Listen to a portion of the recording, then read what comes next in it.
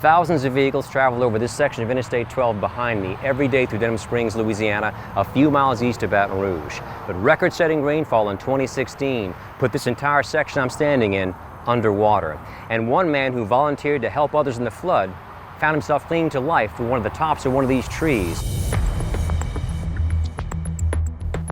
Dark, spotlight on him is about the only light we have. Then at the end, the helicopter showing up. I mean, it's almost out of a movie. I mean, you couldn't script a better scene if you were wanting to film a disaster movie. Lewiston Parish Sheriff called out for all parish sheriffs to help out with search and rescue. Our boat crew from the Point Capee, where I'm a reserve deputy, and a bunch of other volunteers were asked to go to Lewiston Parish. Our boat capsized. We hit some debris or something, and the boat went flipping, and I got sucked up onto the I-12 eastbound side and was shot out 450 yards down. But the current had swept him from the north side of I-12 underneath the interstate, all 6 lanes and the shoulders, deposited him in a tree. 50 yards or so, 50, 60 yards, something like that, off into the woods, clinging to a tree, with everything he had. From what I understand, that when they were rescuing me and a bunch of others, their houses were flooding, some of them. So it says something about the morale and the character of them. Right inside this building behind me, he got to meet the Louisiana National Guard soldiers who worked together to save his life from rising floodwaters. Thankfully, in this second meeting, no one's life was in danger, but the memories and the emotions they shared were as powerful as the water currents that almost took the man's life. 17 days after his rescue, Picking recalls faces, and his loved ones express their gratitude. However, the story begins at the Denham Springs home of Major Brent Lewis. In the backyard, he sits among dozens of household items salvaged from the flood, or newly purchased to rebuild their lives here. The digital photos of the flood on his phone are perfectly preserved, but the images inside a family photo album are stained forever by the floodwaters that swept into their home. This aerial view of the neighborhood shows the devastation, but a 5-ton truck with Louisiana National Guard soldiers came to evacuate Major Lewis, his family, and his neighbors. So we get on I-12, going the opposite direction. The only thing that was open was the eastbound lane, but you had to go west on that because of the water.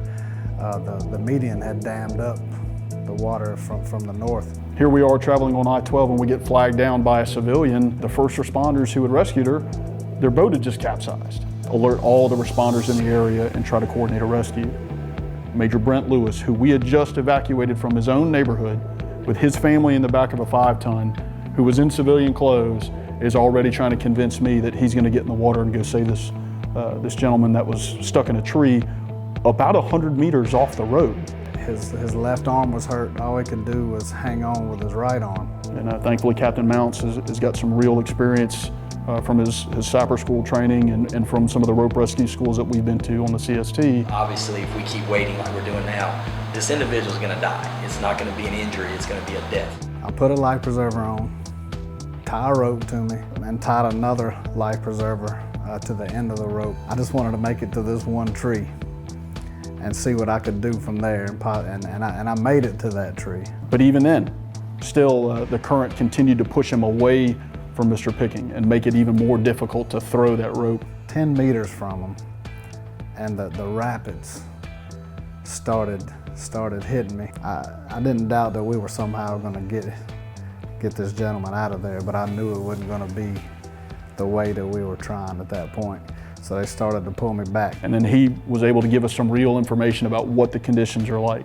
And I've got another strong athletic soldier who's willing to risk it all and get in the water. And before you even know it, we've got a life jacket on him, we've got the rope attached to him, he's got the rescue ring in hand, and he gets in the water. I was ripping off my top of my boots, like put me in, it's not even a second guess. We changed the approach. He moved downstream. He got into the water next to some obstacles, knowing that he could grab onto the tree limbs. And these are the tops of trees, literally. And he's grabbing onto those and pulling himself a little bit further. Made a couple of really good throws, really good attempts. Just anything in the world that I could possibly do to get this man out. That's a tough feeling, knowing that every second you spend, every moment that passes, the greater the chances that Mr. Picking's going to go under, or that the rope's going to break because of the tension that's put on it from that rushing water. That's a really tough position to be in. Without them, I wouldn't have been here, because I would not have been able to hold on much longer. That's so disheartening to see a guy that you just put in the water and you're trying to rescue someone, and every time he throws that rescue ring, it falls just a little bit short of the target, or the current carries it off. At this point, there's a helicopter overhead. We've got a spotlight on him, and then out of nowhere, you've got presumably a civilian first responder, maybe one of the members of the Cajun Navy, who shows up with a boat.